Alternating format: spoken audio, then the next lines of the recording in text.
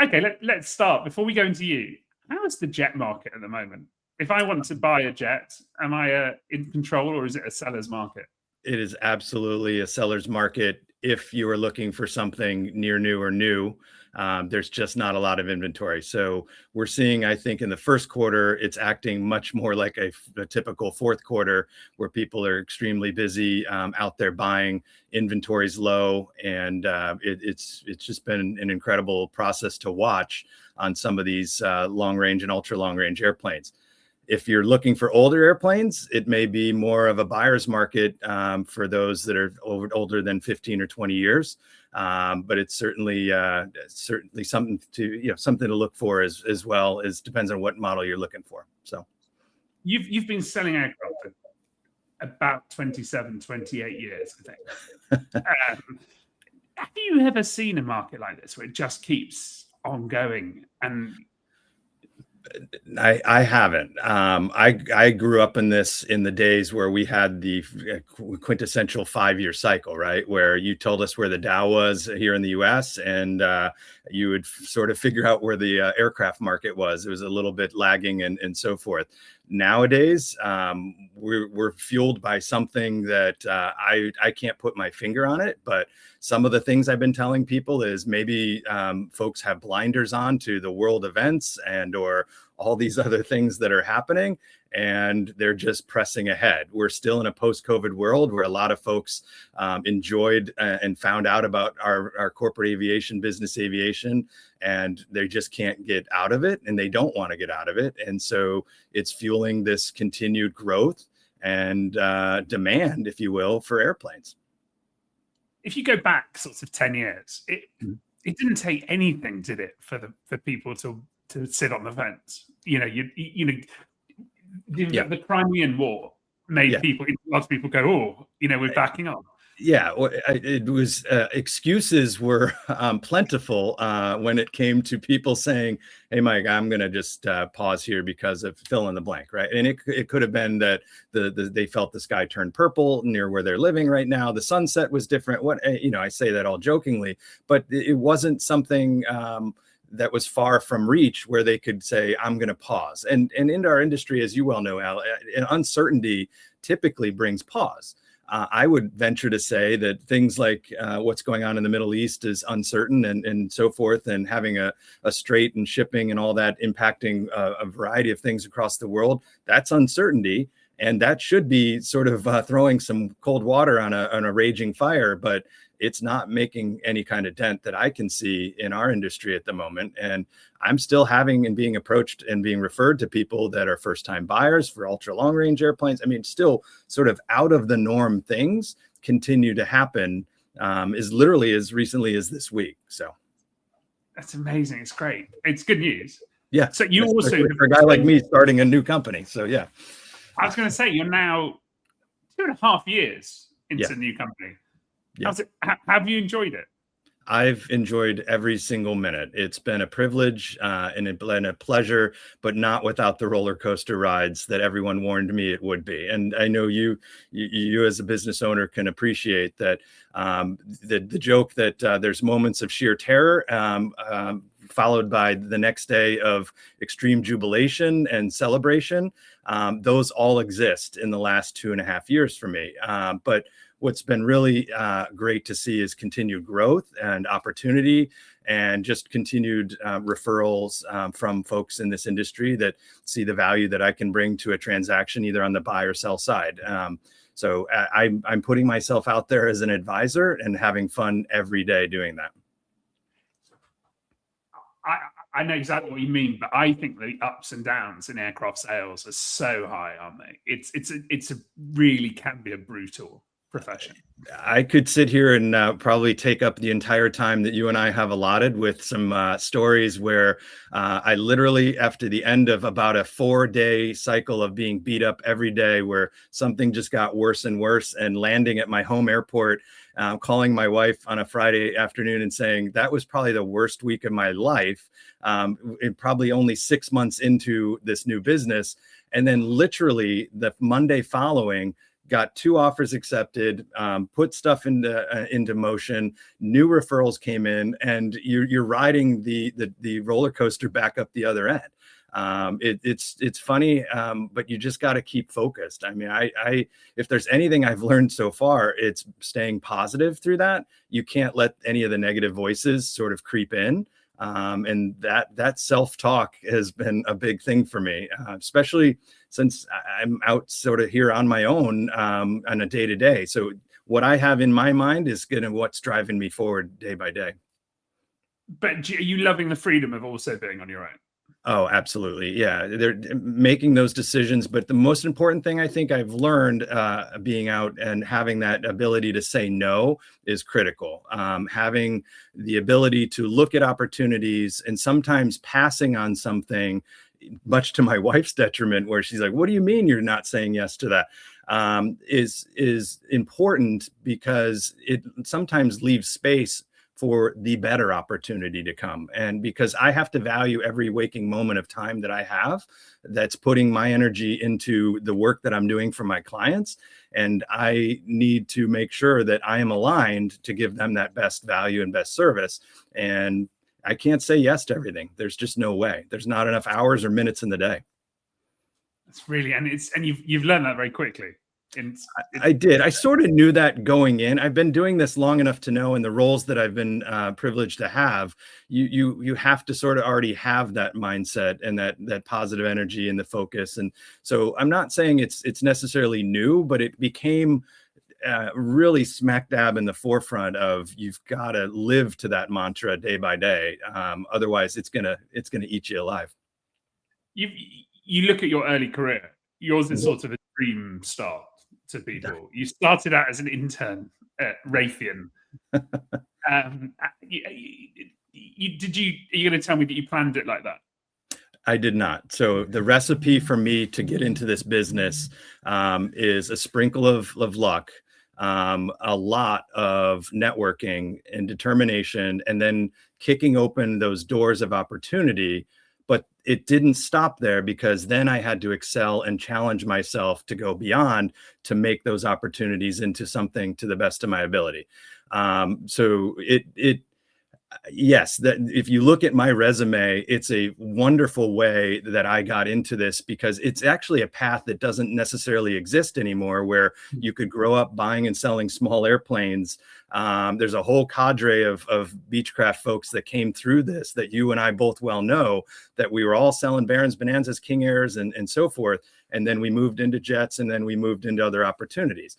I don't think that necessarily exists, but yeah, I that's that pinch of luck. I mean, I started through networking, and most people don't know that I grew up next door to Mike Silvestro, who is the CEO of FlexJet, and he's still my parents' neighbor. And he has a best friend named Don Dwyer, who is the person that has opened a multitude of doors in my career, and I've been privileged to know. So yeah, that's that little bit of luck. But I can say, and I think all of those other people that I've networked with will say, I made my own impact. I kicked open my own doors, and I made things happen. And that's the focus.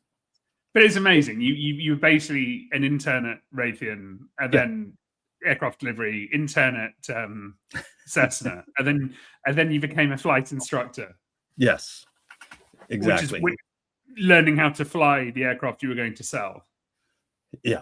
I thought I was going to be an airline pilot. I was flying at 16, 17 years old at the same time I was learning to drive here. And in college, really was open to those opportunities, and was one of the only ones in my class that took the risk to travel from Ohio out to Wichita, Kansas for 2 summers, live there in some rando apartment, and made my own way, working for some of the greatest companies in our industry, and learning those paths, and then being introduced to some phenomenal people that are in the role of sales and others, and learning from them. And they basically were the ones that told me, they're like, Mike, you can go still fly, but you also can sit in the back of these airplanes with these folks and learn about them and sell them an airplane. And that was a light bulb moment for me, and became now the focus. And so then any of that other new networking was driven beyond that. So it's true, isn't it? Like, and I guess you're at university, but like sending your child off to Wichita for the summer is, that was brave. Yeah. And to this day, I still am very much associated where I went to school, and I'm on their advisory board and so forth. And I try to tell all these students, you don't need to just stay in the local area to take your internships. This is a worldwide business that we are. Airplanes fly around the world. So go find something that you want that's going to further your career or open your eyes to another avenue.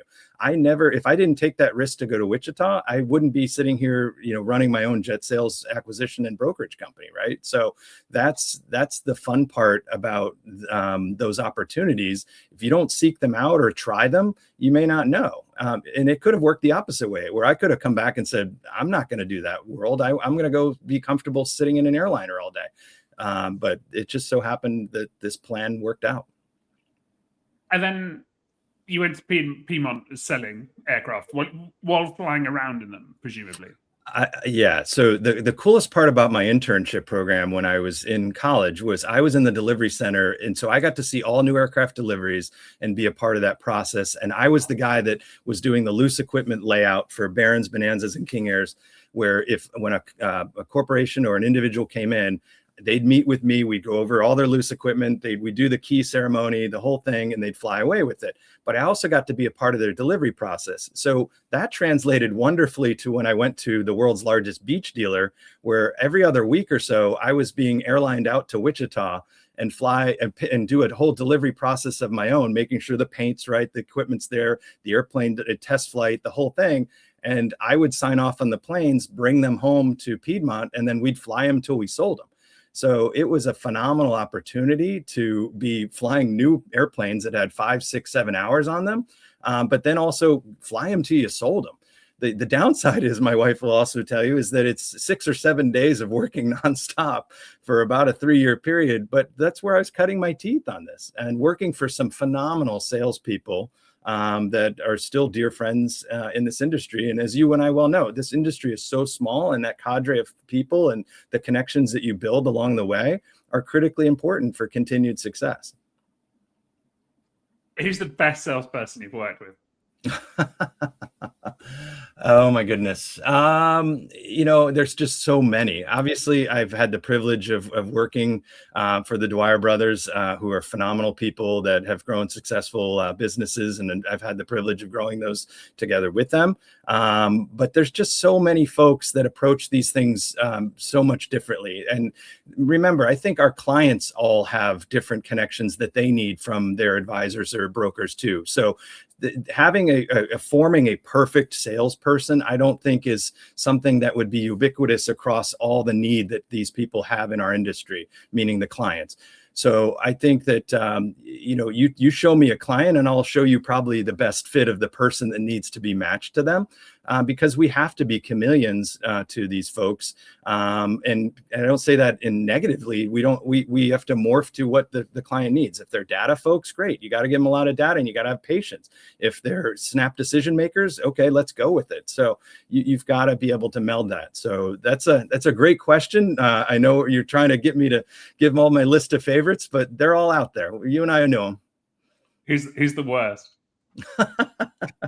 I don't have a worst. There is no such thing. I will work with everybody. And the funny part is that we do, it's circular and where you may see people and you may not see them for a long time.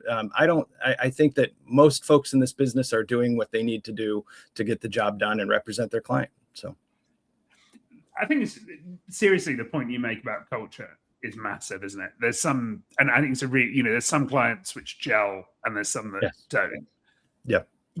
You've been going for 2.5 years, and there's always that stage where you've been selling aircraft for years, but when you start your business, you never know whether the deals are going to come in. Would you turn, when you on your first day, if someone had approached you and you've gone, I can't deal with this person, would you quietly push them onto someone else? So the beauty of how I'm working and selling myself is saying that I've had the benefit of being in this business for nearly 30 years, and the amount of people that I know to solve problems because I've been the problem solver and the fixer allows me to confidently approach them and say, if I'm not a good fit, here's who I think would be a good fit for you. And it goes back and ties into that piece where you and I just talked about the word no, right? There was an individual that approached me within probably several weeks of me starting this new venture that had multiple airplanes that I could have taken on. And it's that example that I'm speaking about where I said, I'm not the guy. And I politely declined and said, I can't participate in your RFP and this, that, and the other, even though I want to, because I want that first dollar to come in.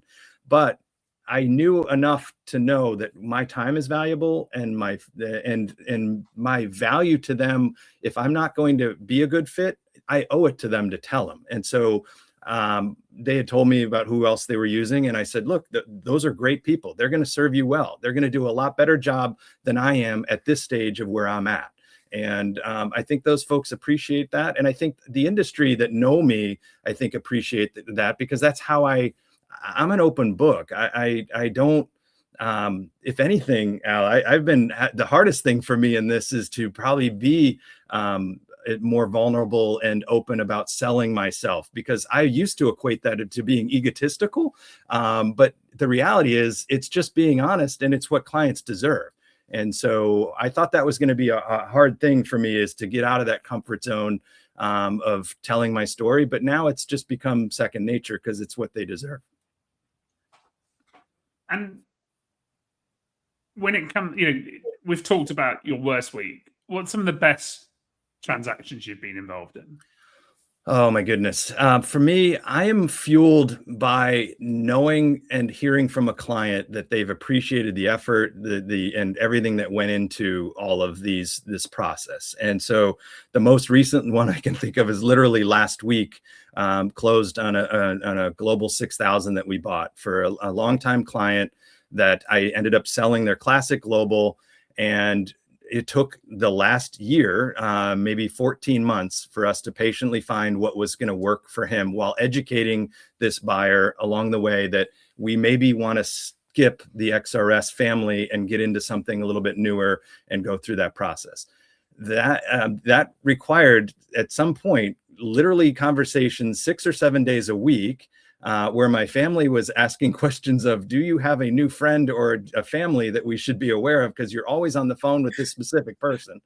But at the end, when I flew from the closing to deliver the airplane to this person at their home, and the jubilation, the high fives, the hugs, and from this person and to the entire team, and then the follow-up email from them, his business manager, and others that said, wow, we couldn't have done this without you and others. And to see the team come together and celebrate that with the client was a pretty cool, epic moment last week.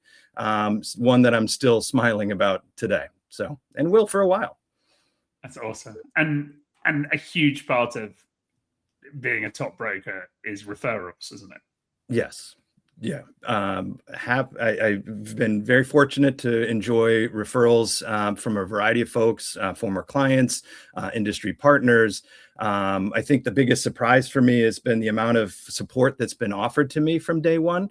I didn't realize sort of the reach that I may have worked and developed throughout this time in my career. And those folks saying, Mike, here's someone that I think you should be introduced to, and developing those long-term relationships, that's been very satisfying. And having those referrals come to me from folks that, I mean, there's been situations the last 2 years that I haven't heard from folks in a long time. And they're like, Mike, you made this impact when you did X, Y, and Z.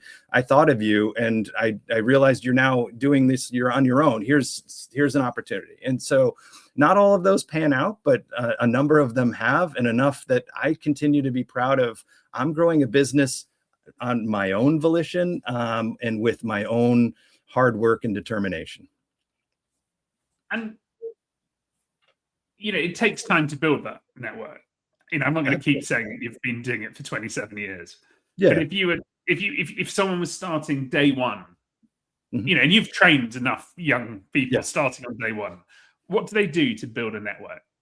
They really have to be a couple of different things. I say to folks, and I've been mentoring a lot of Yeah, of folks course. since I've been doing this, and more so, there hasn't been anybody that hasn't reached out to me via LinkedIn or otherwise that I haven't just made the time to take a call and listen. And now I seem to have a cadre of folks that we talk on a regular basis as they're developing their career. And I jokingly say to all of them, I'm going to work for you one day. So this is self-serving, because if this doesn't work at Mikolay Jet, which thankfully it is, I'm building my own seeds of safety nets, right? But I say that in jest. But the reality is, what I say to these folks is, you need to find an opportunity where, if you want to really be in doing what I'm doing, is you got to find somebody that's going to teach you, and you can, but you need to see the deal flow. You can't, there's no similarity between all these deals. There's common threads. There's certain things you need to do, but every buyer is going to be different. Every sale is going to be different. And you need to know how to handle some of these issues, hurdles, whatever you want to call them. So you need to get into a place where you can see that deal flow consistently. So that's sort of one avenue. But the other thing I say to them about networking specifically is, I'm happy to crack open a door. And if you want to connect me on LinkedIn and look at all the folks that I know and this, that, and the other, I'm happy to make an introduction. But I'm only going to crack that door. I'm not going to serve it to you on a platter. You have to kick in the door. I kicked in the doors for my opportunities, and I don't hand stuff off to people, on a with a smooth path. You have to do that yourself. And then once you get there, make yourself proud by going and excelling beyond that too. So networking to me is not being shy about picking up the phone. And I'm very proud that there's a number of people that are not shy about calling, like, people like me randomly and saying, how did you get there? How did you do this? What can I learn from you? And if I don't know, or if they're in a different pivot, I'll gladly introduce them to someone else in that other area they want to pivot to. How long does it take to become a good broker? I still think I am learning every single day. I think that it's a career. This is not on the third year you magically get this pin that you get to wear on your lapel that says, I'm awesome and ready and certified.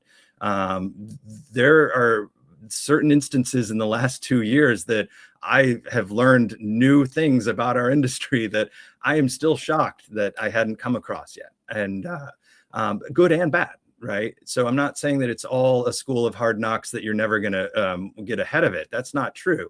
But this is a year upon year upon year career where you need to build on that.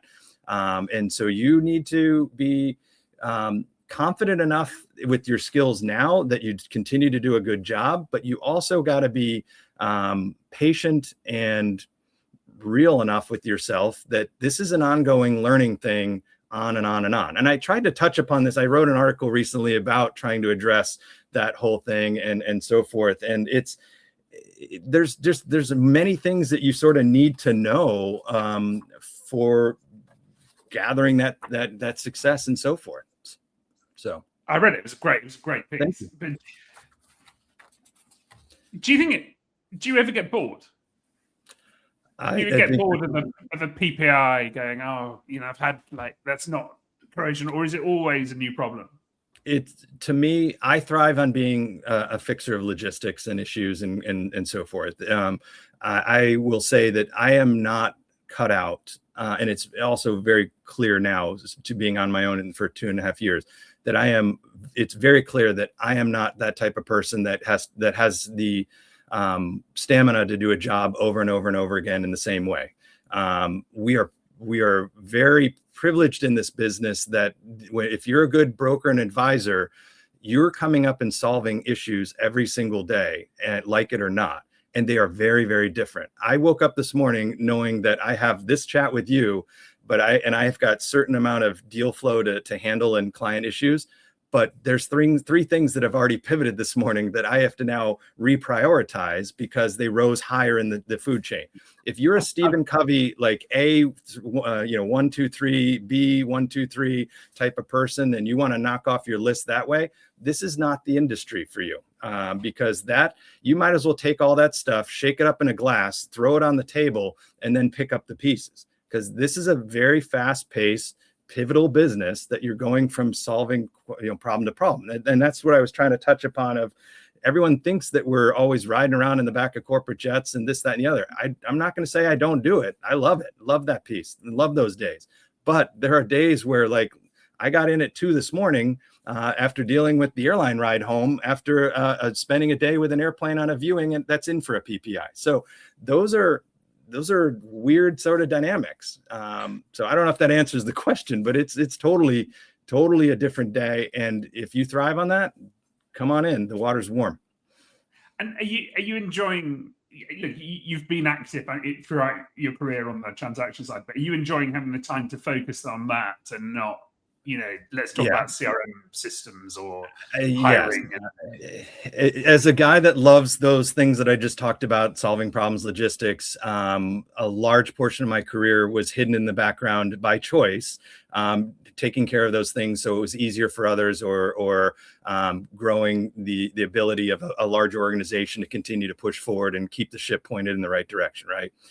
I'm absolutely embracing, though, and trying to bring voice to my clients. Now enjoy one voice from start to finish. So from the first interaction and referral that they get to me, all the way to that high five jubilation hugs that I just talked about, I am there every step of the way.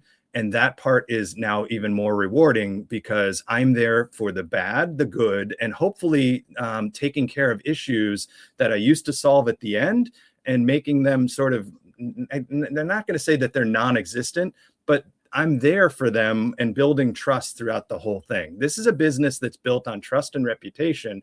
And I want my trust and reputation in my work to be there from beginning to end. So I know it sounds a little hokey and Boy Scouty or whatever you want to say, but that's just the values that I have. And I'm okay now saying it publicly. I used to be, I thought that was the secret sauce, but it isn't. We're all trying to push that direction. Do you think we're going to see it?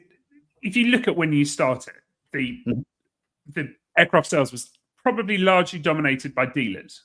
Wherever you went in the world, there was a dealer and they did a lot of pre-owned. And then we saw the rise of the independents, and you were part of that. You were early days. Yep. And now we've got mega brokerages, which are, when 15 years ago, you'd never imagined that you'd have an aircraft brokerage with more than 100 people working for it. Correct. Yep.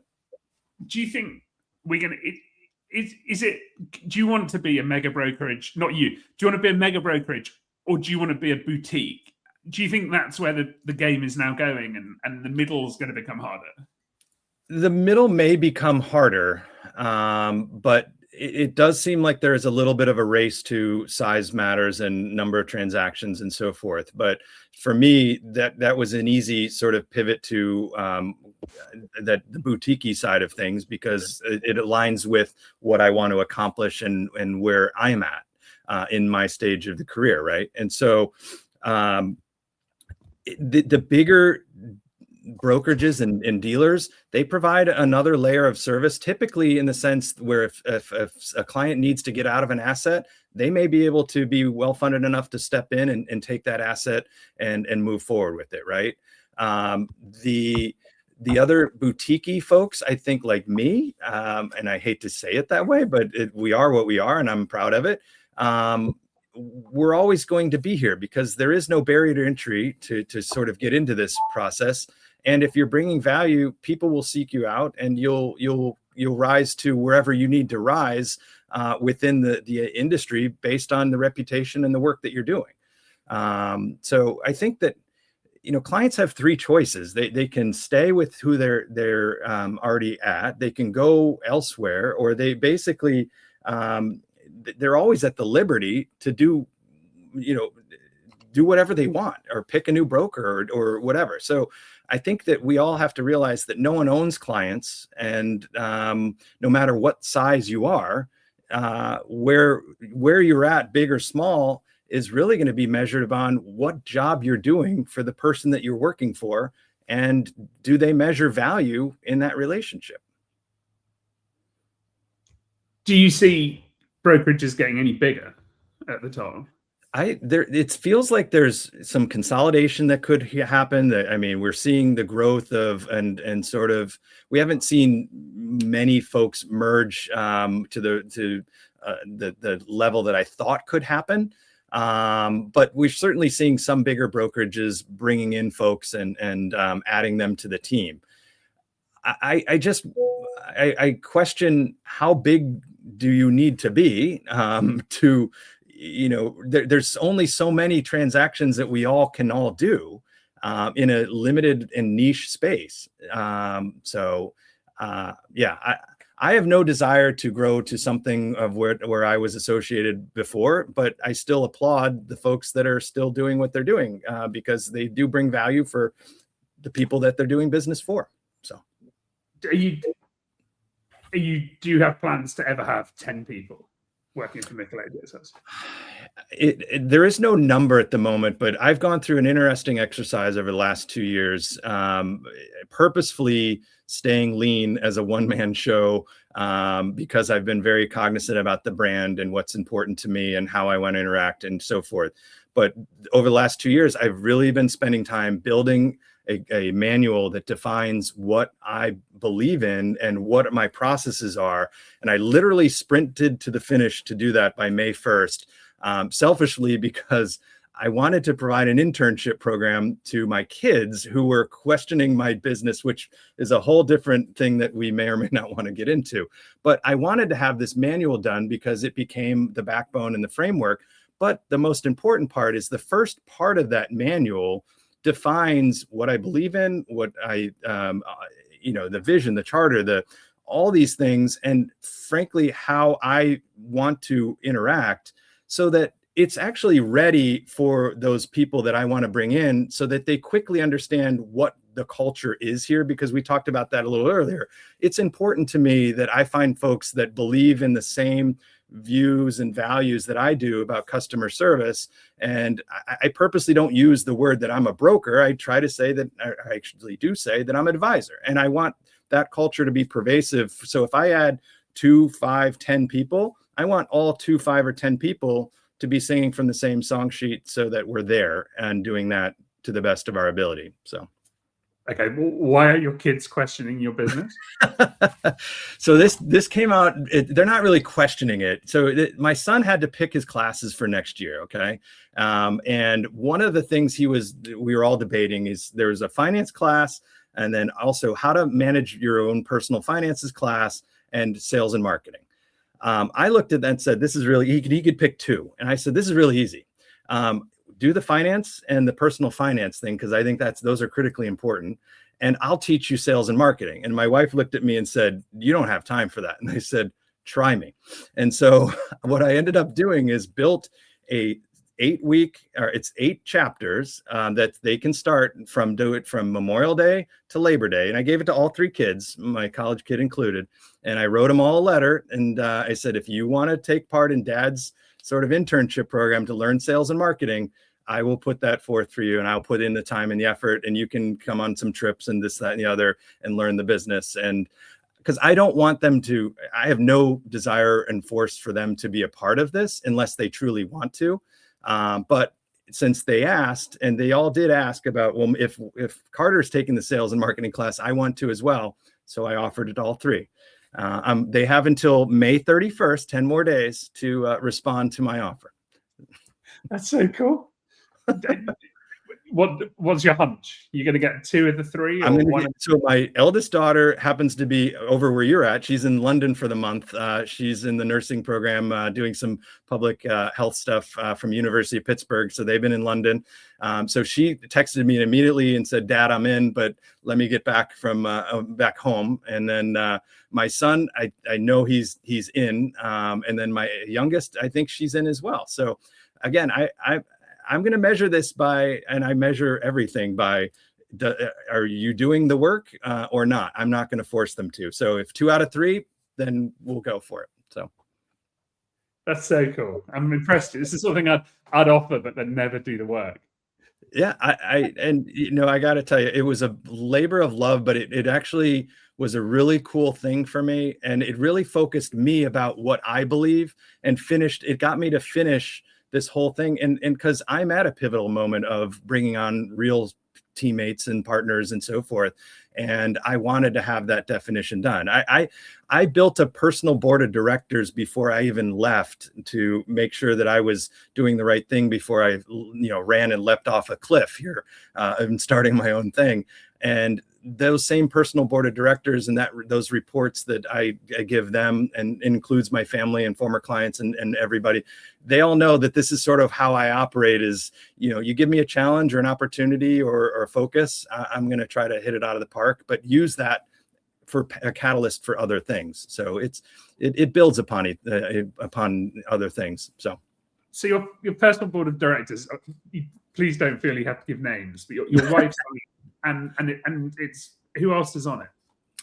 It's a great mix of former clients, some wonderful folks that in other areas of my life that I purposely gathered. So I do a lot of bike riding and so cycling. And so I have some friends in that arena. I ended up coming across a gentleman that is very well known at a prestigious business school, that he's on that board, and gave me an unbelievable different perspective before I left, and now continues to do so over the last 2 years.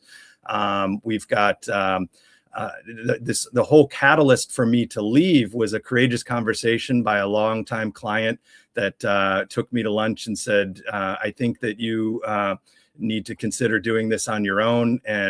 And that person continues to be almost, if not, it's not daily, but once or twice a week, we continue to check in. I think a lot of those folks on my personal board of directors take the role seriously because they worry that as a people person working alone, they think that I'm going to, go batty here in my own office because I'm not working amongst a team anymore. And you're right, my wife is on that personal board, and she leads that charge of, you went from being in an office where people were constantly in your door frame to now you're doing this on your own. How you hanging in? And so it's great. I think I would encourage folks to have and build a personal board of directors and make it diverse, because you don't want an echo chamber. You don't want just all aviation folks telling you how great or how bad you are or whatever. You want people outside your industry to challenge you, and you want former clients to give you perspective, and you want family who these decisions impact. I mean, I went from, a real good, steady sort of state to the complete unknown, and took my family off the cliff with me, like it or not. When the client said, I think you need to go alone, why was he saying that? This person's known me for a long time, and they knew my nature and what I think I was really have been thinking about for a long time. And that goes back to that common voice and being there from start to finish. I think this person sensed and knew that I wasn't being able to achieve what I wanted to do with myself and continue to push and challenge myself. So I think what they were offering was a peek behind a curtain that said, you're at a point in your career, if you were going to do this is probably what you should be thinking about. And it sort of knocked me off the comfort level of where I would be. And that was, while unsettling and exciting, it became more exciting, and it became an opportunity. And then I just worked hard to make that a reality. And so I think it's the beauty of it is I've had clients that are dear friends that felt comfortable enough. That's a pretty cool thing that I look back on now to say, wow, that they're not just a client, or they're actually a friend, and they were vulnerable enough to say, Mike, think about this. So pretty cool to have people around me. And I try to surround myself with folks that challenge me or bring different perspective. I really like that. And it's interesting that they're sort of going, you're too comfortable now, almost. It was a sort of, yeah, I think they knew my nature and what I try to do. And I also literally did have other clients saying, Mike, it's great that you solve problems and you're there to get, stuff done and whatnot, but wouldn't it be kind of cool if we had you from start to finish again, like we used to? And that's that's pretty cool too. And that's not a negative thing. It's an opportunity. It's a perspective change that I think people need to be welcoming alternatives and think about them, and bring pause. I mean, this particular person, I have this whole system and stuff that I've built, but like one of the things he's always saying is curiosity and leads to achievement, which leads to pride. I mean, that's just kind of a cool thing to be curious, right? And I think all of us should challenge ourselves to be curious. And people like that force me in amongst this roller coaster ride to hit pause, no matter if I'm on the uphill, downhill, or whatever, and say, hey, how you doing? Are you curious? Or, so it's been a pretty cool thing to have a personal board of directors and sending them notes every 6 months or so. And it provides the fuel and the catalyst, because you heard me say earlier, I'm always looking for the positive.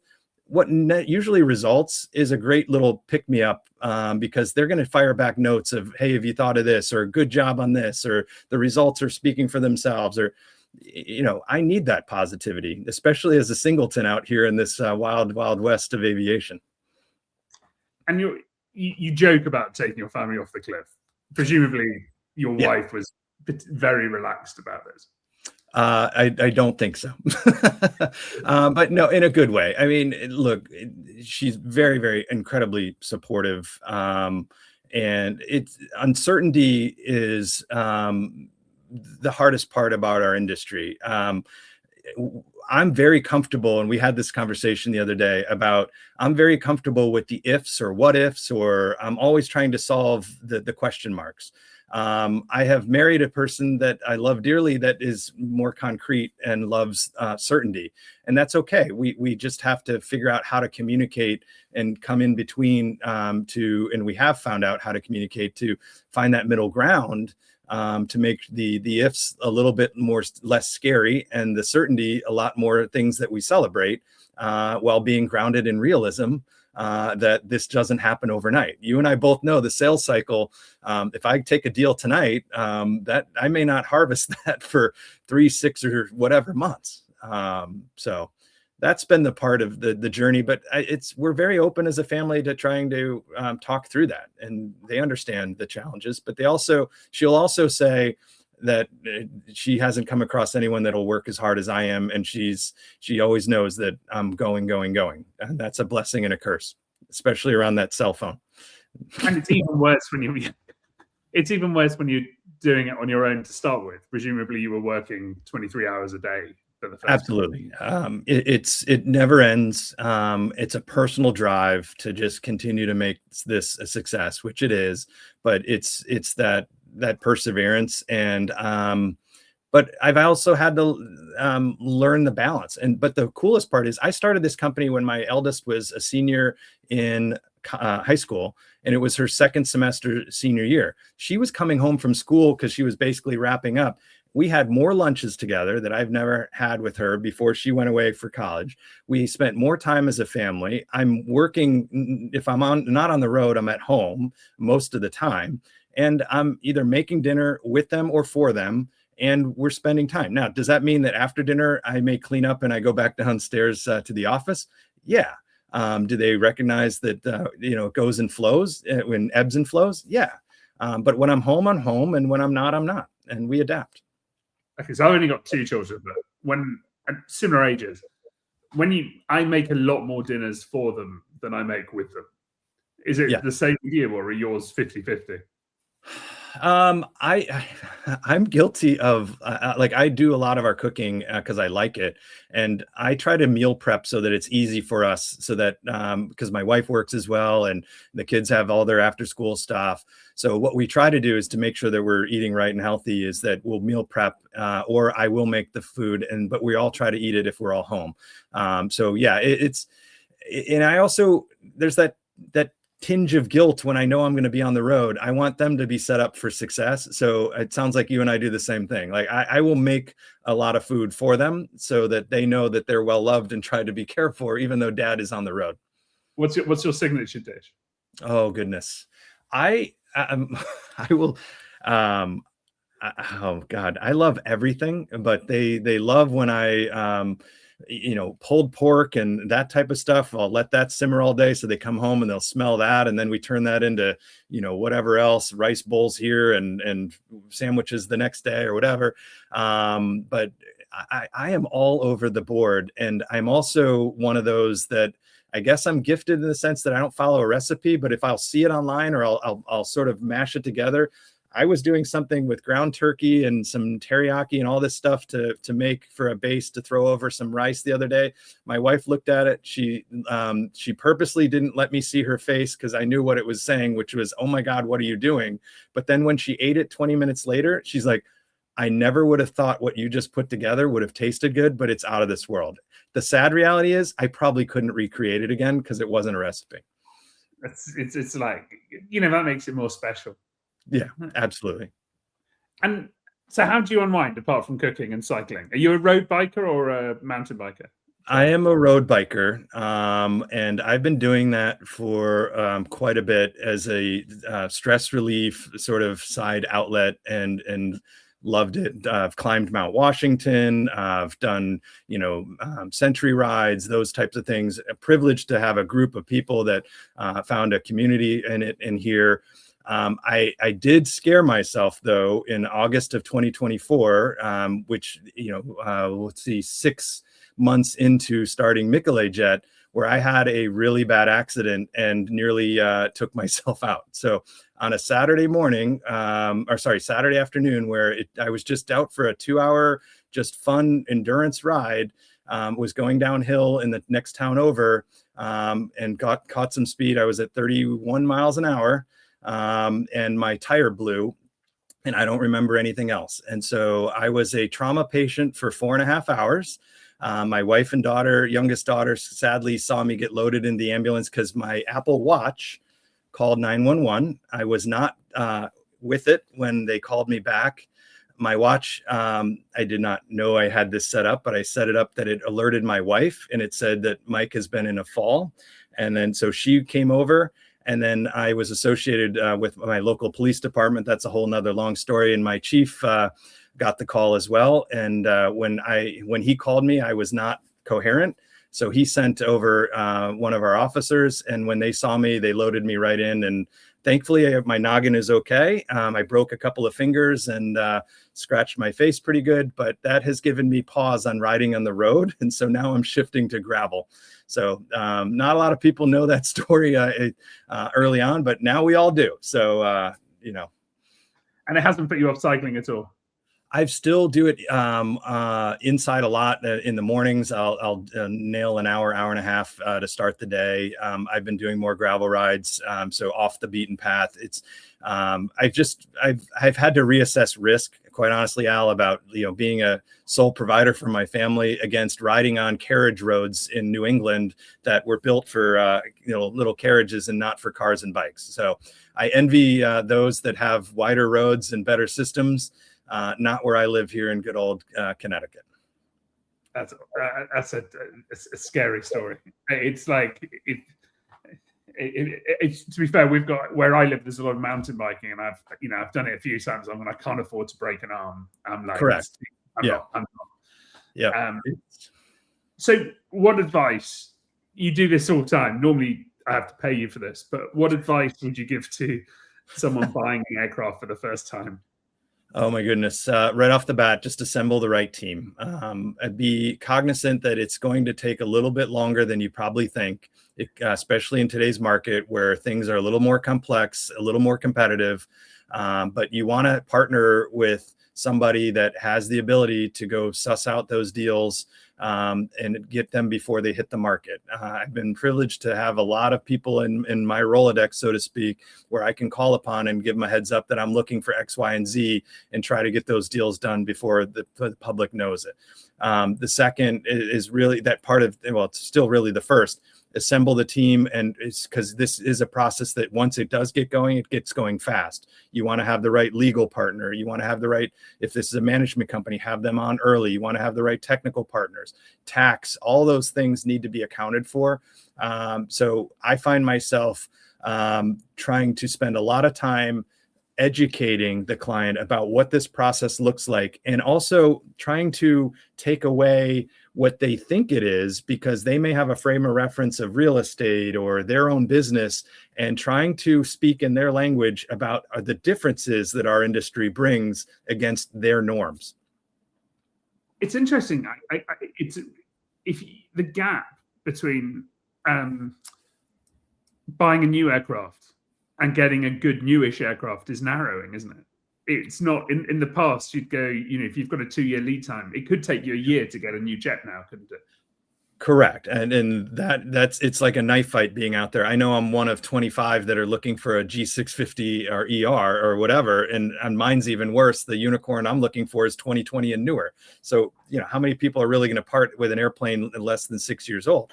But that's the price we pay sometimes to go. That's the challenge that I've brought myself into. But yeah, it's you've got it. That's why you heard me say in the beginning, patience is one of the skill sets in the toolbox that you've got to sort of show the client to say, this is what it's going to look like. I do a kickoff call with all of my folks to try to lay out the process, introduce the team, and try to assemble them as needed, but spend a lot of time telling them that we may not have the right opportunity. I literally have 2 clients right now that we're celebrating a birthday on their acquisition for a variety of reasons, not because we couldn't find, but different things.